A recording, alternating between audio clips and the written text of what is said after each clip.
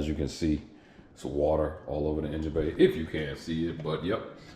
As it relates to Project Reset, AKA the KSDNotch, yeah. It's time to really take into consideration what we're gonna do with this engine bay.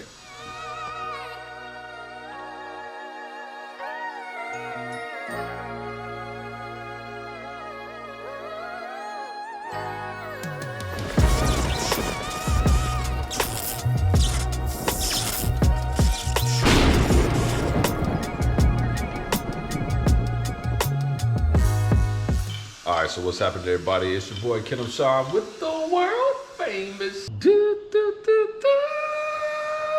Built versus Bought. So you all have been following me along the journey as it relates to Project Reset, which is AKA the KSDNotch, which is this car right here. And obviously a part of this journey, a lot of the stuff that you all are gonna see is the stuff that I do in my own garage. I'm not gonna sit here and claim that I'm doing all of this, like, well, all the stuff in my garage I'm doing by myself, but I'm not building this car by myself, so I don't want to sit here and act like that's the case. But you're following me along the process. If it's in the garage, that means I did it. Like, I don't necessarily film how I took stuff out. Don't even think that you all need a tutorial. But if you see me doing this stuff in the garage, that means that I was working on it. And so today, I'm gonna show you all the fails of the engine bay, the history, why it is the way that it is, and you know, what I gotta do moving forward. So as you can see, it's a little wet right now. I need to use this towel and kind of dry it off. But it's a little wet right now. I'm not really concerned about anything paint-wise, or nothing right now, because it's all messed up badly. And I'm gonna show you all that. I'm gonna show you all what I had to do. And in the previous video, there was a lot of, in this area, you saw like a lot of white or gray in this area. And so what that was I had these panels installed while the motor was in the car. That probably was one of the biggest fails. I'm not gonna say the biggest, but one of the biggest fails I've had since I've had this car, and it's 3 years later. And I'll be honest with you, like, I'm paying the price for it again. I'm repaying the price for it again because it has to now be fixed. So let me literally now give you all a detailed process and a view of everything. I'm gonna show you all my own failures, because I'm gonna start calling my channel the History Channel. The goal is that you all can learn from my mistakes and that you don't make them. And a lot of times we just gotta slow down, reset, really think through what it is that we want to see happen, and then execute on that. Sometimes that takes a little bit more time because it takes for you to think a little bit more. Let's get back into the engine. So I have these Scott rod panels here, and they're great. I mean, I like them, but I shouldn't have had them done while they were in the car. And so, as you can see right there, man, that is a big old bubble in the paint, so much that it's actually cracked. And obviously, that's not gonna be good. Like, who wants to put a motor back in the car and want to show all that off? And then that looks like that. That's not me, okay? So, it's happening on both sides right now. So I got a decision to make. Like, I really feel like this is a Bondo and paint issue more than it is the actual installation of the panels. I may be able to just kind of reuse that. I got a couple options. I've been kind of thinking all of this through. May be able to just keep it like that and just kind of fix the Bondo around that, but that's issue number one. Issue number two, when we first did the Terminator swap back in 2018, 2019, while we were installing the sway bar actual physical mounts that are on the body of the car, they did not allow for us to get the engine in there. So we had to cut them while we were installing it. And this was never like fully grinded out or fully cut out the proper way. And so it always left that there. And so what happens over the years, granted, a lot of people don't see it, but I do, and I notice it, and it just starts to look bad. And I want a very clean look going across there. And so it causes a problem. And so those things need to be replaced, grinded down, etc. The next thing is that there's a hole back there that I don't like. I just kind of like, it's kind of hard to remember some stuff, but I guess we did that hole so that we could run the wiring through. And now I regret it. And what's gonna happen is that I need to fill that hole. I'm gonna have to fill this hole. I'm gonna have to fill that hole. Then also I'm trying to make a decision on if I'm gonna keep Hydro Boost or if I'm gonna think about getting the P kit. So it's a lot of things to take into consideration right there. So that hole, if I do that, that's gonna be filled. Clutch cable, not sure. I'm thinking about going hydraulic with the Coyote or with Voodoo or whatever motor I get. I'm not gonna use a throttle cable anymore. So that will have to be filled.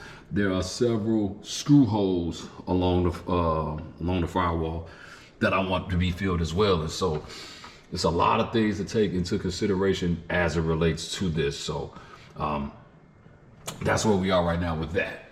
The other thing is that like a lot of this on here is like overspray. Because like I said, we did panels while they were in the car. Worst decision ever. You got a lot of overspray here and a lot over there as well. And so pretty much all of this has to come out. All of this is gonna have to come out. All of it. And I just got a decision to make. Then also, I could decide, and I probably am still gonna keep them, but if I'm gonna keep these strut towers, but then that adds another price because you have to get the SLA kit. Ain't nobody giving it to me. So now I have to make a decision on strut towers as well.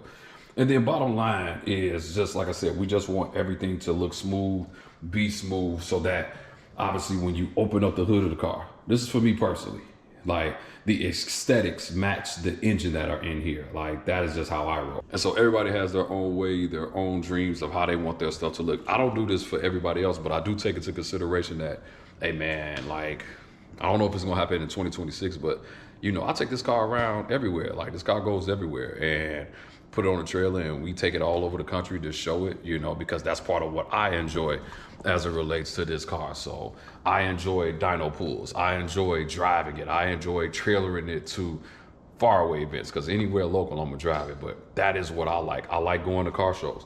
That is my thing.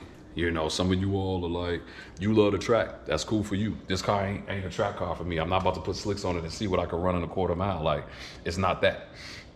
And I ain't trying to prove nothing to nobody. So for me, it's aesthetics. It's not a, I would call it a street car that's for shows, if that makes sense, because that is what I enjoy. And I like for it to have power. So the aesthetics of how this thing look is going to be very, very important. And then I have to also take into consideration if I'm redoing the engine bay, there are things in the paint that I need to fix as well. Let me show you that. So like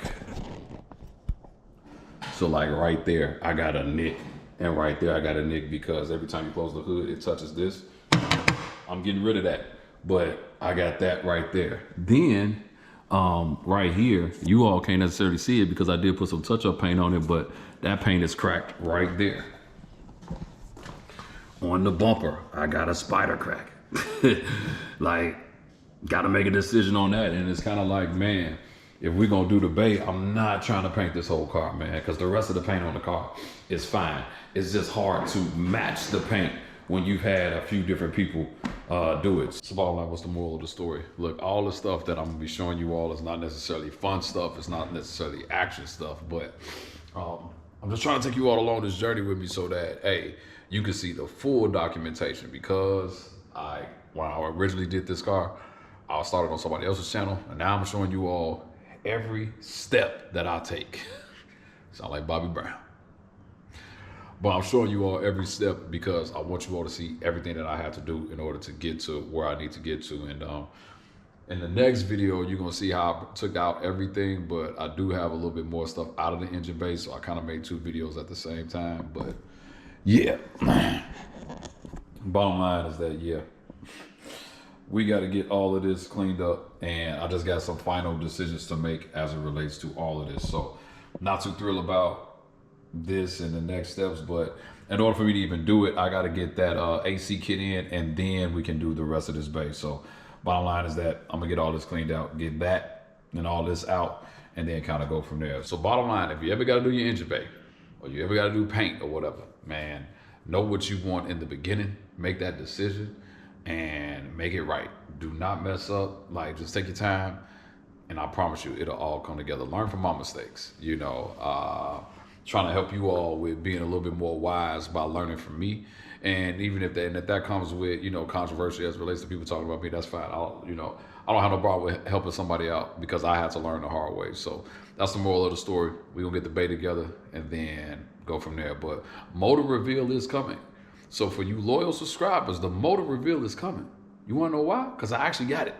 It's actually over there behind the car, but the motor reveal is coming. So if you like this video, make sure you like and subscribe. It's your boy Kiddo Sean with Built vs. Bought. I'm out.